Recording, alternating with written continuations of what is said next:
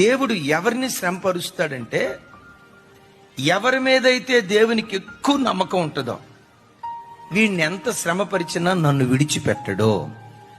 ఎన్ని ఇబ్బందులు ఈ వ్యక్తి జీవితంలో నేను అనుమతించినా ఆ శ్రమలను అనుభవిస్తూ నన్ను స్తుతిస్తానే ఉంటాడు గాని, ఆ శ్రమలను అనుభవిస్తూ నన్ను ఆరాధించే ఆరాధికుడిగా బ్రతుకుతాడే గాని, దేవా నాకెందుకు ఇలా చేశావు, నా జీవితంలో ఈ రోగాన్ని ఎందుకు అనుమతించావు, నా జీవితంలో ఈ అపజయాన్ని ఎందుకు అనుమతించావని ఇతడు నన్ను ప్రశ్నించడో, నా మీద తిరుగుబాటు చేయడో, నన్ను విడిచిపెట్టి దూరంగా వెళ్ళిపోడో, కలిగిన శ్రమను బట్టి నన్ను నిందించడం గాని దూషించడం గాని వీడు చేయడో.